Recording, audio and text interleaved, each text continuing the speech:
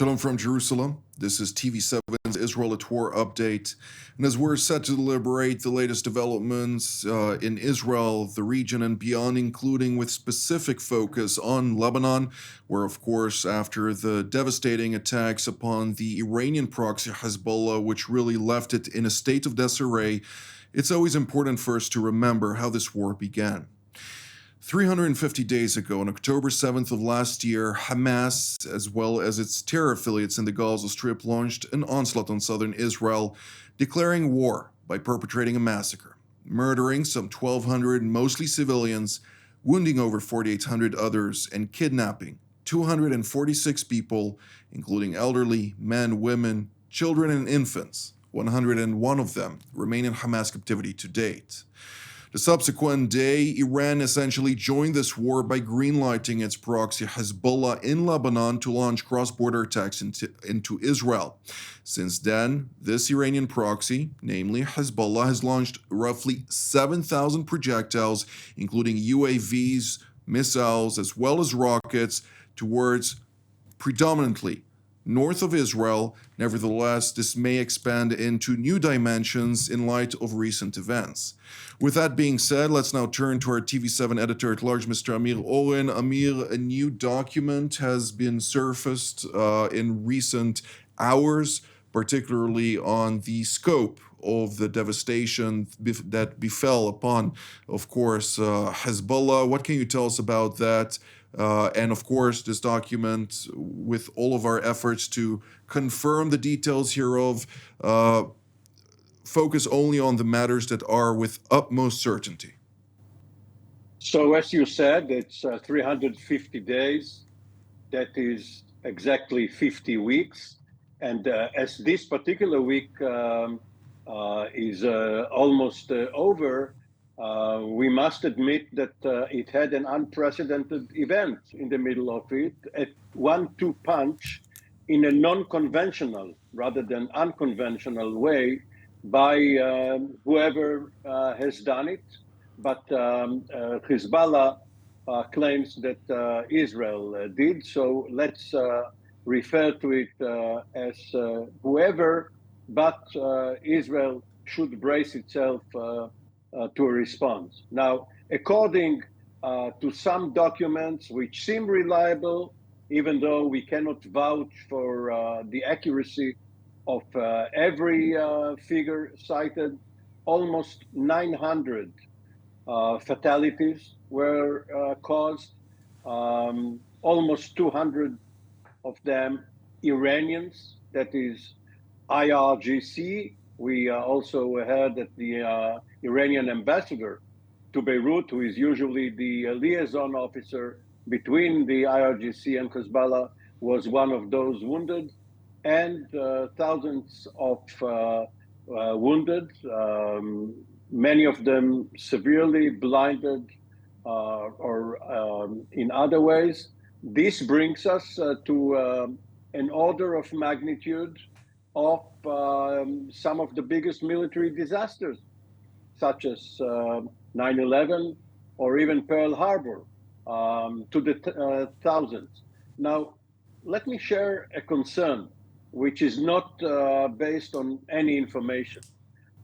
After Hassan Nasrallah, the leader of Hezbollah, yesterday recounted his version of events and called it a declaration of war and a war crime, what could he do to try and rectify the humiliation which he had suffered? Because what Israel did was use a weapon of mass humiliation. And one fears that he may resort to chemical or biological warfare, and Israel should be ready even for that. With regard to Hezbollah's Secretary General remarks, a war of declaration occurred on the 8th of October when Hezbollah, unprovoked, started launching projectiles, initially shoulder-propelled anti-tank missiles towards Israeli communities and other types of munitions introduced into this campaign of Hezbollah. It began before Israel even set foot into the Gaza Strip, and therefore any correlation claiming that Hezbollah's activities have anything to do with the Gaza Strip is baseless. It has to do with Hezbollah's aspirations under Iranian directives if, of course, Hamas was more successful in its heinous crimes committed on October 7th, Hezbollah would have pushed further and tried to, of course, capitalize further. On the matters of a crime against humanity, of course, Hezbollah needs to answer still for the suicide bombings, the bombings, and a lot more committed against not only Israel, the United States. We all remember the Marine base that was struck in the 70s or 80s, excuse me, with some 241 Marines being murdered in that incident, and many more incidents that Hezbollah has a direct responsibility for, including the Jewish center and other centers in Buenos Aires and elsewhere in Argentina, and we all remember how many casualties were there. So he shouldn't talk about crimes against anything. And just for the sake of those who think this might be a crime, a terrorist granting a terrorist a device for the purpose of utilizing it for the perpetration of terror activities is not a crime if you blow that thing up. It's a service to the free and civilized world. But let's now turn to well, across the pond, where we're joined by Brigadier General in Reserve, Yaron Rosen, formerly the IDF Chief of Cyber Staff, as well as an Israeli Air Force commander and a fighter pilot. It's good to see you, General. You yesterday mentioned something very important, and that is that this is the opening for something that should be bigger on the strategic scale.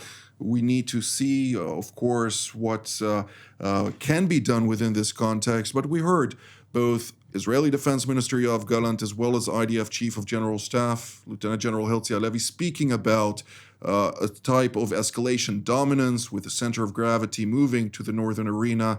Nonetheless, it's unclear whether Israel can operate with the constraints that the United States has put upon it, particularly dissuading it from committing any direct strikes against Hezbollah and strategic assets of Hezbollah in Beirut, and therefore limiting its capacity to actually capitalize on this strategic success if indeed Israel was behind the strikes. So let me just start by saying that I think the clocks turn in different paces around the world. And in the Middle East, the Middle East won't wait for anything. I will dare to say that the US elections are important because of the connection to Israel and all the issues you've mentioned about the Israeli, how much leash does the US give Israel to operate.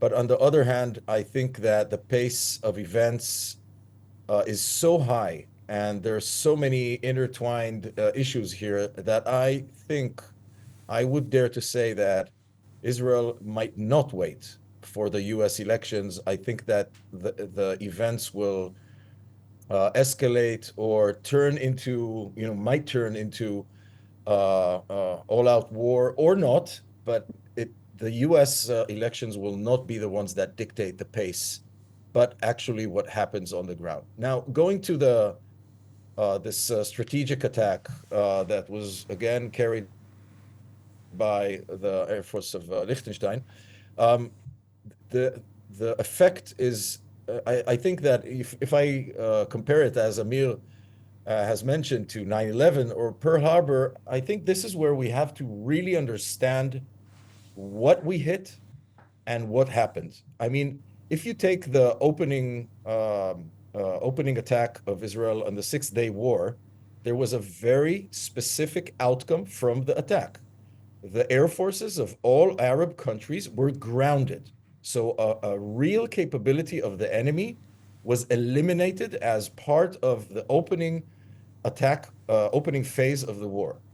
Now, what we have seen now is not that, okay? And let's go to 9/11. 9/11 was mostly, many people were hurt, but it mostly was what Amir called a weapon of mass humiliation. Al-Qaeda humiliated the biggest empire of the world, the biggest nation of the world, and it's also different of Pearl Harbor from Pearl Harbor because Pearl Harbor had operational meaning for the Pacific Fleet for quite a time until the United States rebuilt it, and could reattack Japan. So every type of attack has a different outcome. In this case, I think it's more a blend of 9/11 and Pearl Harbor. The attack was on, you might say that the attack was on the command and control, because the communications is a basis for operating militaries, and Hezbollah is a terror military. So this is for sure an effect that has a operational effect that has short and medium term effects.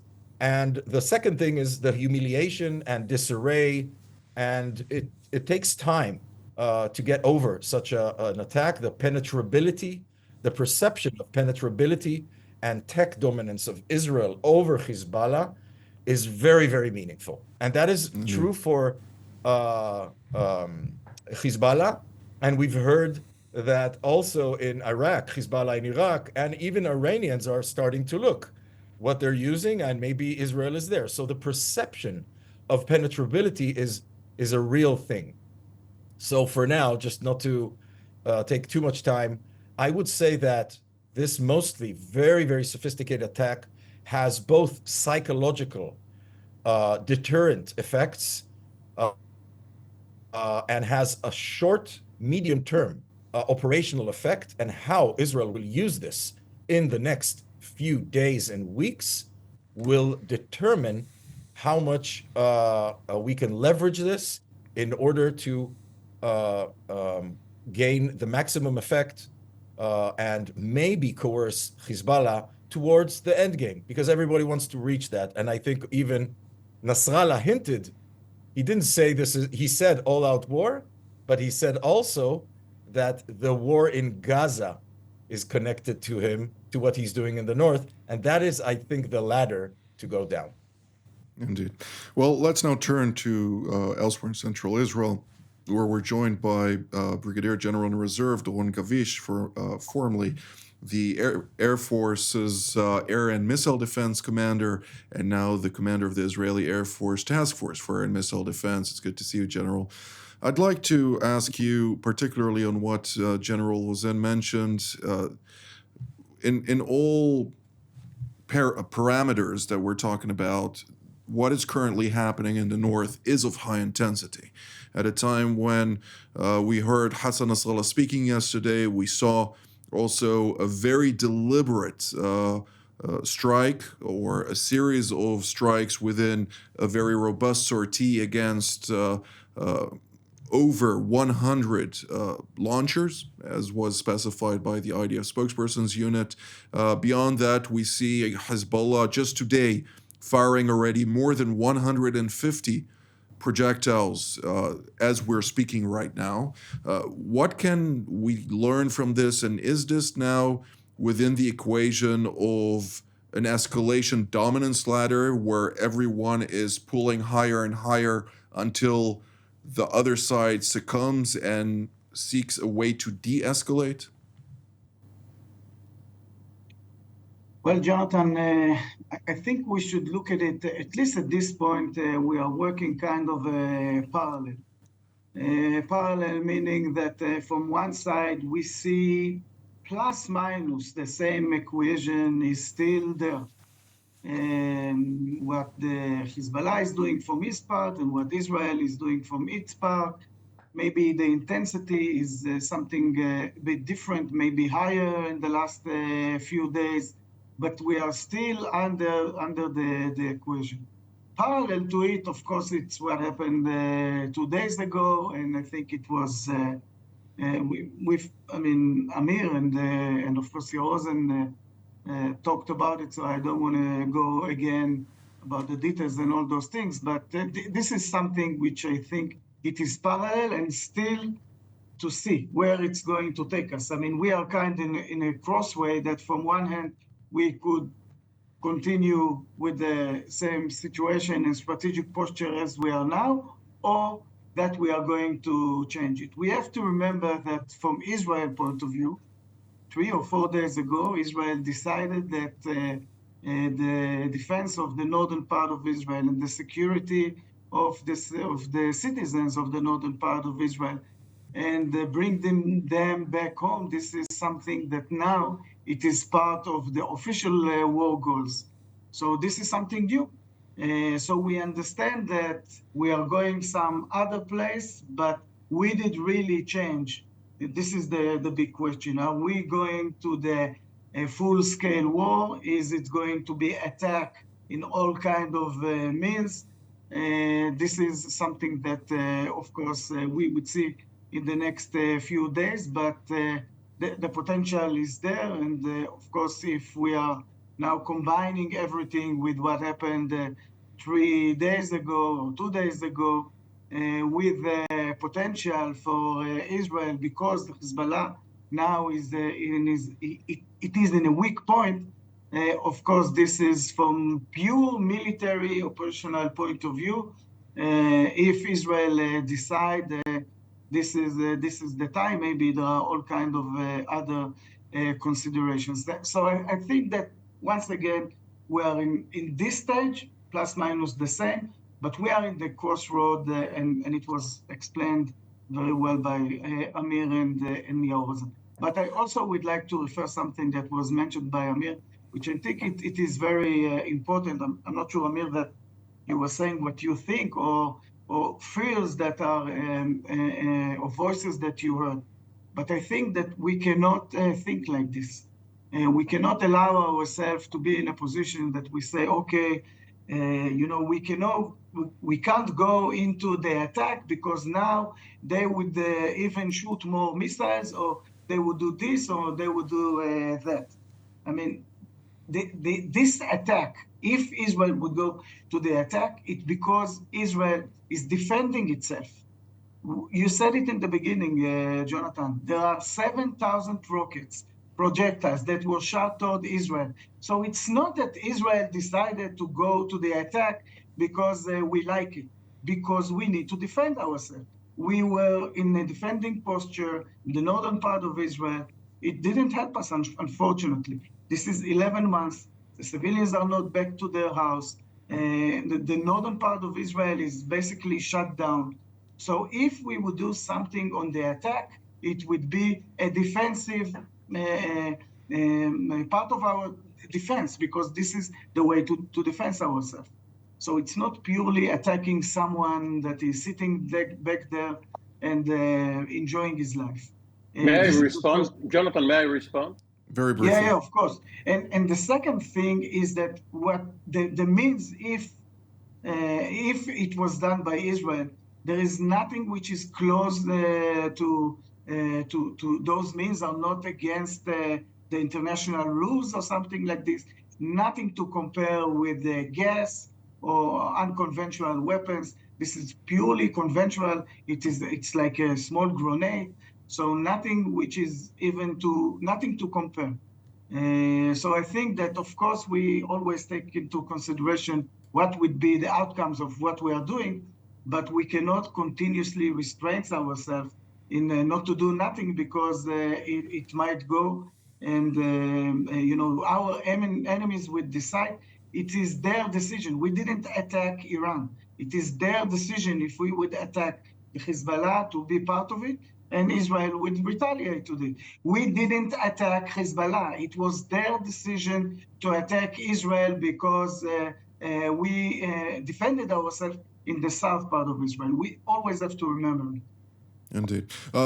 We don't have very much time, so I do want to touch on a number of other theaters as well. Mr. Oren, beyond your response to General Kavish, I'd like also, if you may focus also on the fact that there was a strike today or early this morning against a certain individual driving adjacent to the Damascus International Airport, said to be a commander in Kataib Hezbollah, the leaders of a number of militias within the Hashd Shabi cluster of alliances in Iraq have also announced that they're willing, the moment the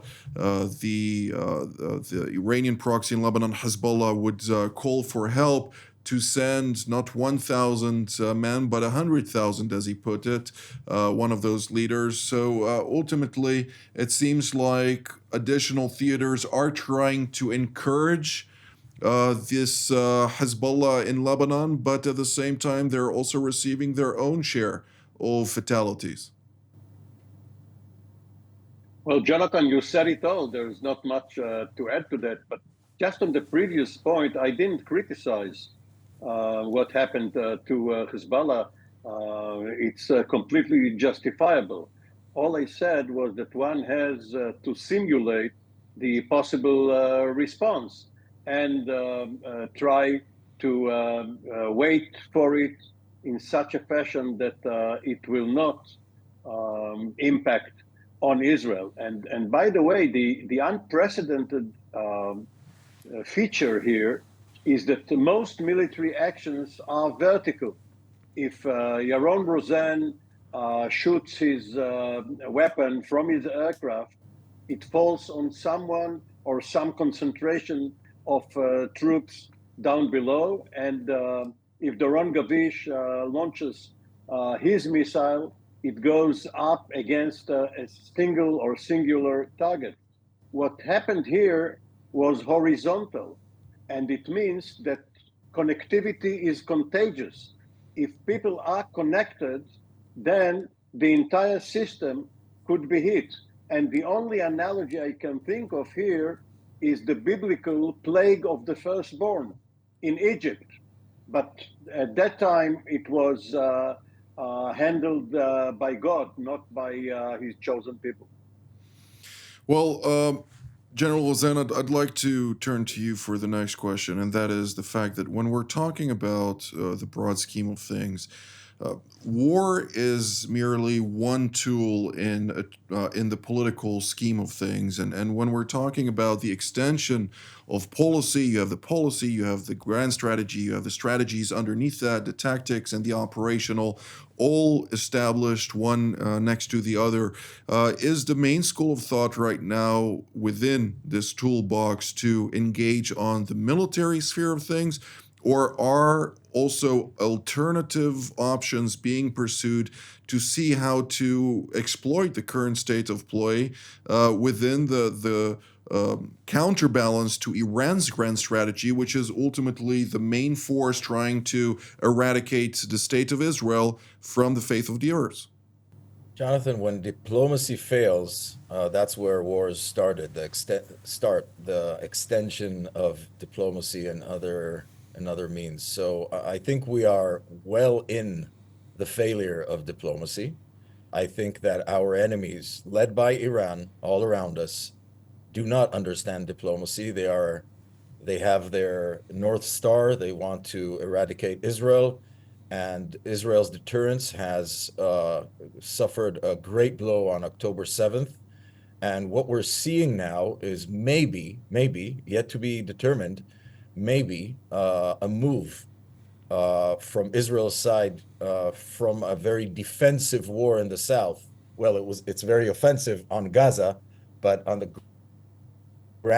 widest circle of threats that Israel had to deal with in the last year, we're only now starting to see a move towards the offensive in the north, as the cabinet decided.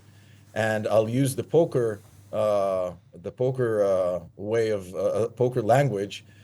Israel is now calling and raising. And this is what Israel should do when it moves to its next phase in the war.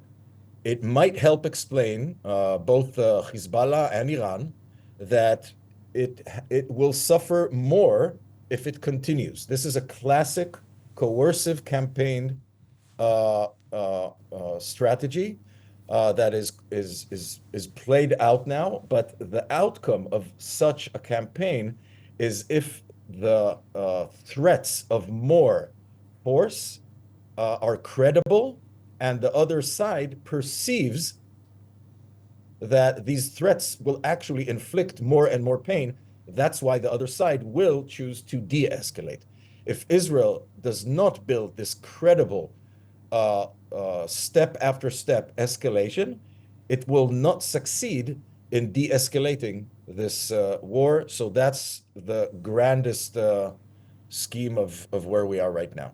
Indeed. Of course, we've long spoken about the fact that there is a significant power disparity between Israel and Hezbollah. There is a significant power disparity between the United States and Israel and the Islamic Republic of Iran and all of its proxies combined. Hezbollah realized it this week. The coin dropped, so to speak. And Hassan Nasrallah, the Secretary General, acknowledged that and confessed on the screen that while Israel is far superior to Hezbollah, Hezbollah is willing to sacrifice, as he put it. Nevertheless, as you mentioned earlier, it has left a window open to go down that tree, hoping not to be completely eradicated. As Defense Minister Yoav Gallant said, Israel will bring Lebanon down to the Stone Age. By definition, no communications is also in that context. General Gavish, last sentence, even half a sentence, we don't have very much time. Go ahead. This is maybe a time we are all now not with our uniforms, but really to say a very good word to our military and to our soldiers, commanders and soldiers, that they are defending Israel in such a complex situation. And also to say thank you to you, General Gavish, and to you, General Rosen, who are also in service very often, more often than what people realize, including all the generals and people of the intelligence community and such who take out of their time and come on the show here in order to elaborate and explain the complexities at hand. And hopefully we'll be able to make a difference so that not only Israel will prevail, but the entire Western civilization, the United States, Europe, Canada, Australia, and all the Western camp in that. But with this, thank you, General Gavish, thank you, General Rosen, and thank you, Mr. Oren, for your insights. I'd like to thank all of you at home as well. Until our next edition from here in Jerusalem. Shalom.